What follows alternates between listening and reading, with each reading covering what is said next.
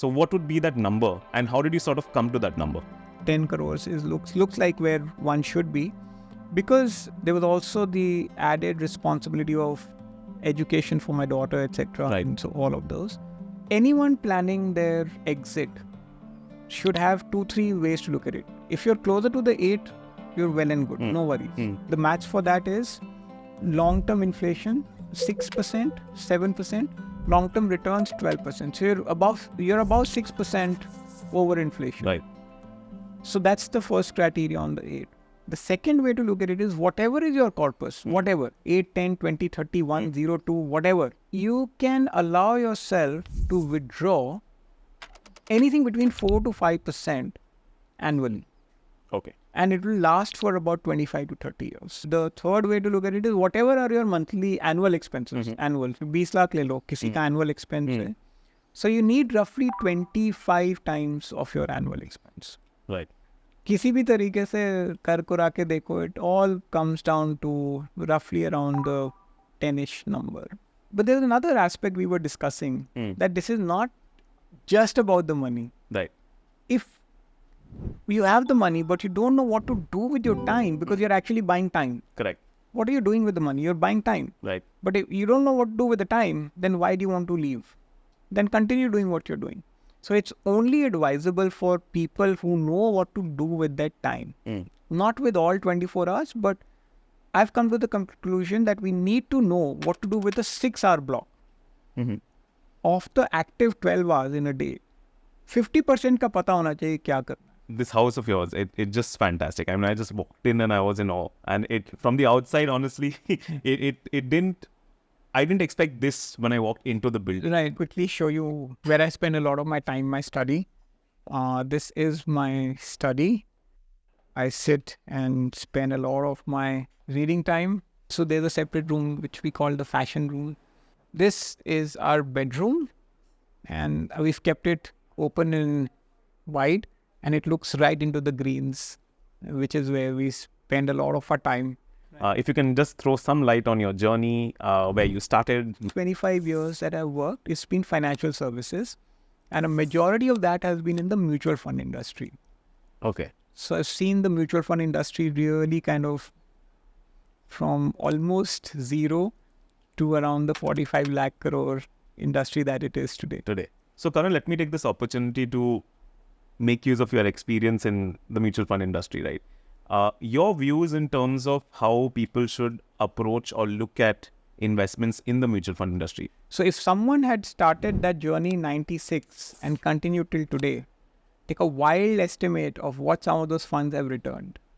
I mean, the wildest possible. Probably like 25-30%. Compounding. Right? So let's assume that, you know how many times that could be over 25 years? That's a lot. It's almost bordering around anything between 230 to 250 times. So the average is around 18 to 20% compounding for almost all of them that have been in business for 25. It's not as if one of them has done this. We'll barely get investors who have been part of this journey for 25 years. So in my industry, there's a very famous saying that the fact sheets have delivered, but the investors have not seen the money. Okay. So the fact sheet is a representation of performance. Yeah. So the fund houses have delivered the performance, but investor ही नहीं है कोई. कोई रहा ही नहीं उतने सही तो. रहा ही नहीं, patience ही नहीं दिखाई किसी ने. You know, India has the highest number of crypto investors in the world. Yeah. Highest in the world. Largest number of retail investors in a stock are actually in Yes Bank. And I'm not commenting whether Yes Bank is a great stock or not a great stock. I'm just saying the highest number is in Yes Bank. The largest number of folios that have got created in mutual funds is in small and mid cap. So we're following the 1-year performance. Right. And overlooking the 20-year one. Right. Just flip it around, you'll make money. Imagine if someone had invested 1 crore 25 years ago. Do they even need to have these conversations? Yeah, they don't. So don't lose out on the next 20 years. Right. When did you sort of decide that this is what you want to do, that retiring early is what you want to do? And was there a specific goal or objective behind it? I retired in 2018. I was 48 at that time.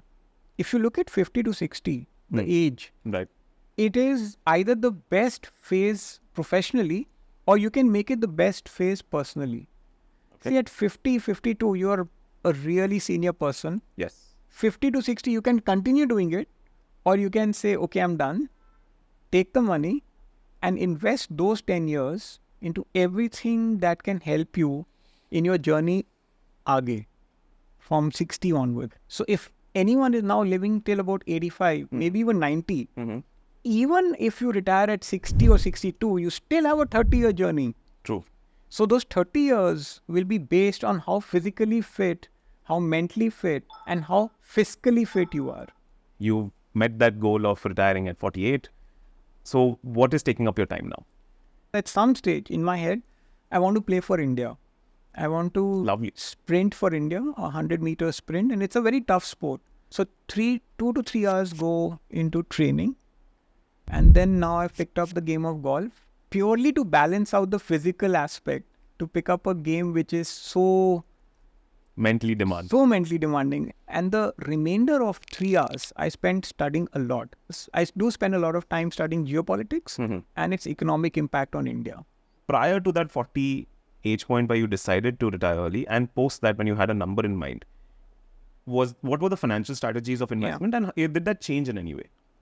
So SIPs were a regular feature pretty much from day one for me. So there's salary, there's bonus, Right. and sometimes if things work out well, there's a third line, which is either stock options. It didn't kick in many parts of my career, but fortunately in my last assignment, the third line of stock options kicked in. Lovely. We were the early kind of team that set up Axis Mutual Fund. And so that helped me cross the 10 CR that was in my mind. If this didn't work out and if not there, it doesn't mean that my journey would have stopped. The journey won't have stopped. The process 48 ka 52 ho jata. Right. So let's talk about your general asset allocation in this strategy, right? You're a mutual fund industry person, so I'm sure there's a lot of it in mutual funds. I've come to the conclusion that real estate is for living. Gold is an ornament, insurance is for protection, and mutual fund is for wealth creation. But it charon ka alag-alag kaam hai, and, right? And then for capital markets, it's wealth creation, provided you have the patience to stay the course. Right. So the only real estate I own or we own is this home that we have. There's no other real estate. 30% of my money, of our money, is in gilt funds. So now the rest of the 70% is pure equity, but a big chunk is in a PMS. And so broadly 70% equity, 30% gilt funds. And I've kept it extremely simple. So Karan, I think we've spoken about your allocations towards equity and gilt funds, right? 70-30. And the question then comes to mind is that you are using this money to make money, but you also have to utilize it, Yes. right?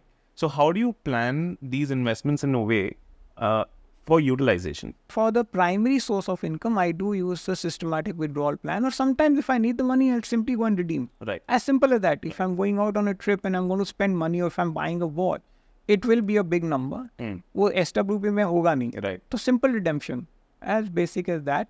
But yes, you're right. Technically, this SWP really works wonders from a tax angle, as well as just a nice, prudent, simple way of taking your money to use it.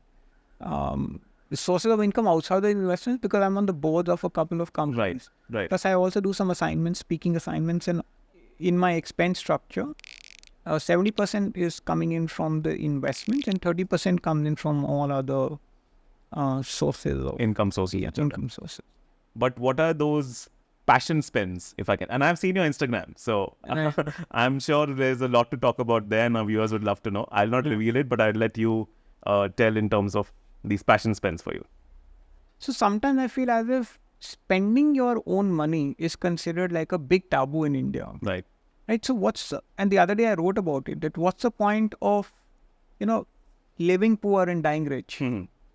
You earn this money primarily to save and spend. Me and my wife have built a bit of a interest, certainly me, is in watches.